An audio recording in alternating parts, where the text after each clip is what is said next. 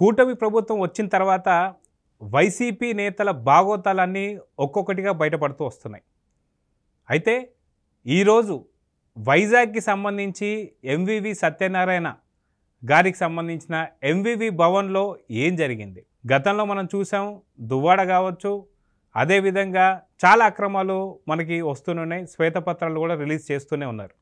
అయితే ఈరోజు వైజాగ్లో ఏం జరిగింది అనే దానిపైన మనతో పాటు కనకదుర్గ వడ్లమణి గారు ఉన్నారు, సీనియర్ జర్నలిస్ట్. వారిని అడిగి తెలుసుకుందాం. మేడం నమస్తే. నమస్తే మేడం, కూటమి ప్రభుత్వం వచ్చిన తర్వాత అంతకుముందు గతంలో చూసుకుంటే జగన్మోహన్ రెడ్డి ప్రకటించినట్టు మా వాళ్ళంతా కూడా సౌమ్యులు, అమాయకులు, చాలా మంచివాళ్ళు, ఆర్థికంగా అంతంత మాత్రమే అని చెప్పిన ప్రతి ఒక్కరిపైన కూడా ఇప్పుడు చూస్తుంటే ఎన్నో రకాలైన కేసులు వస్తూ ఉన్నాయి. మనం చూస్తే నిన్న ఆర్కే రోజా, ఈరోజు ఎంవివి సత్యనారాయణ, మొన్న దువ్వాడ శ్రీనివాసు, ఇలాగ ఎన్ని రకాలైనటువంటి కేసులని బయటకు వస్తున్నాయి మన అందరికీ తెలిసిందే.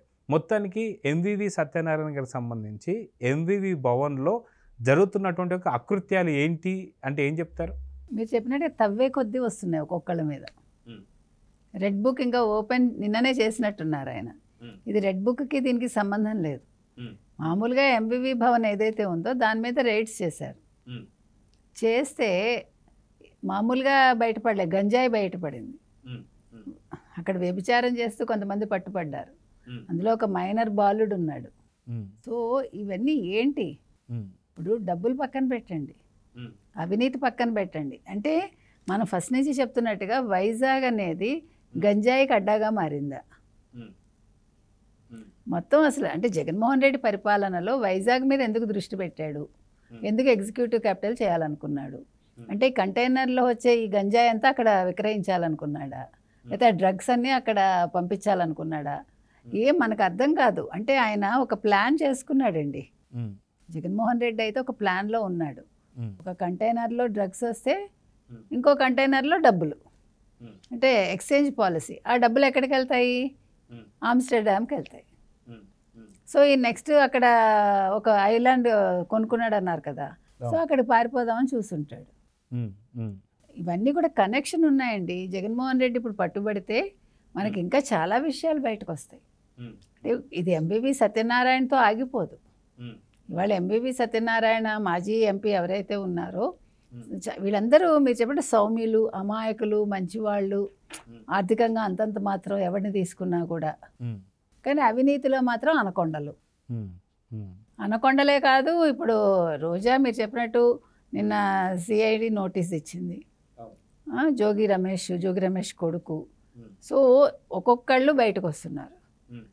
మనం చెప్పేది ఏంటంటే, మనం ఫస్ట్ నుంచి చెప్తున్నాం, తెలుగుదేశం కూటమి వచ్చాక ఎలక్షన్ ముందు కావచ్చు తర్వాత కావచ్చు చెప్పింది ఏంటంటే వీళ్ళందరూ కూడా జైలుకి వెళ్ళాలి, ఈ అవినీతి బయటకు వస్తుంది, ఇందులో సందేహం లేదని చెప్పాం. నిన్న రెడ్ బుక్ ప్రస్తావన తీసుకొచ్చి లోకేష్ గారు కూడా ఓపెన్గా చెప్పారు, అవినీతి చేసిన వాళ్ళ పేర్లే ఇందులో ఉంటాయి, అక్రమాలు దౌర్జన్యాలు చేసిన వాళ్ళ పేర్లే ఇందులో ఉంటాయి, ప్రజల్ని బాధపెట్టిన వాళ్ళు, ప్రతిపక్షాన్ని బాధపెట్టిన వాళ్ళు, వాళ్ళు ఐఏఎస్లు కావచ్చు, ఐపీఎస్లు కావచ్చు, రాజకీయ నాయకులు కావచ్చు, ఎమ్మెల్యేలు కావచ్చు, ఎంపీలు కావచ్చు, ఎవడైనా సరే వాళ్ళ పేర్లు ఇందులో ఖచ్చితంగా ఉంటాయి, చర్యలు ఉంటాయి, సందేహం లేదన్నారు ఆయన. ఎందుకు చెప్పారు ఆయన? బికాజ్ ఇప్పుడు ఇంకెవడి పేరు రాయడుగా ఆయన అందులో.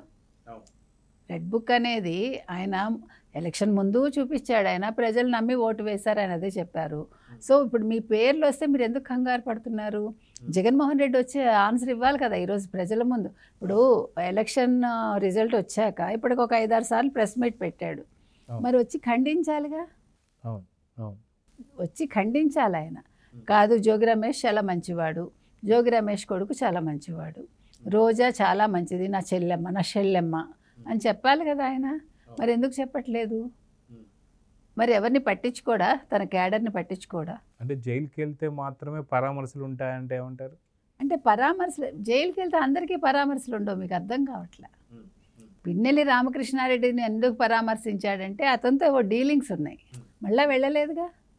అంటే ఏదో చెప్పేసి వచ్చాడు, లేదా ఏదో వివరాలు తెలుసుకుని వచ్చి ఉంటాడు ఆ రోజు.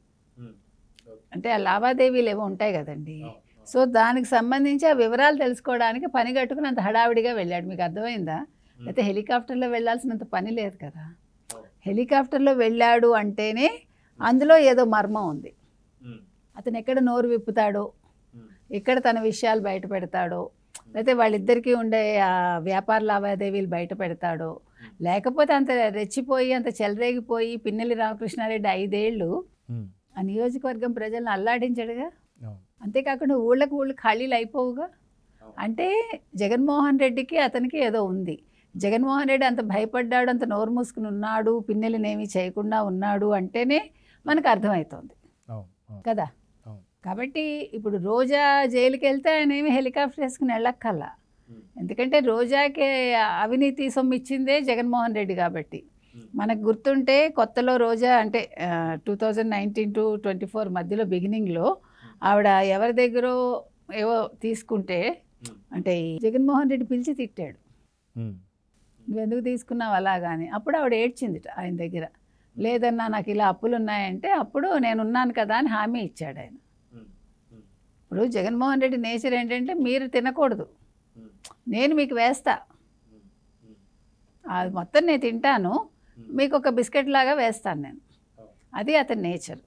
కాబట్టి నాకు తెలిసి మీరు చెప్పినట్టుగా జోగి రమేష్ని ఆయన పట్టించుకోడు. తర్వాత జోగి రమేష్ కొడుకు గురించి ఏమైనా స్టేట్మెంట్ ఇచ్చాడండి?